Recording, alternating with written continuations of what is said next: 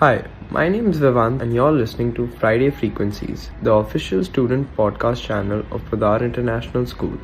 I'm a first year IBDP student at Podar and I'm also a founder of Pickle Point, a sports company that speaks all about promoting pickleball.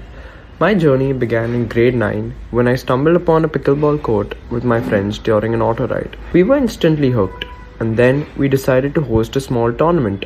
And then it took off in ways we never even imagined of. Fast forward to today, we've hosted 2 successful tournaments with participants from all across India and the world, top players to compete, and it's been an incredible experience for everyone involved. But it wasn't easy. Balancing studies and Pickle Point was a challenge. I had to prioritize my time, waking up early to study and working on Pickle Point whenever I could.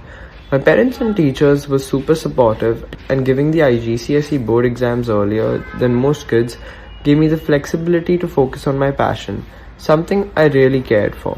For me, Pickle Point is more than just a sports company. It's about building a community and promoting a sport we love. We're working on hosting international tournaments and making pickleball a mainstream sport in India. It's been an amazing ride so far, and I'm stoked for what's next. Thanks for tuning in. Until next Friday, stay fabulous.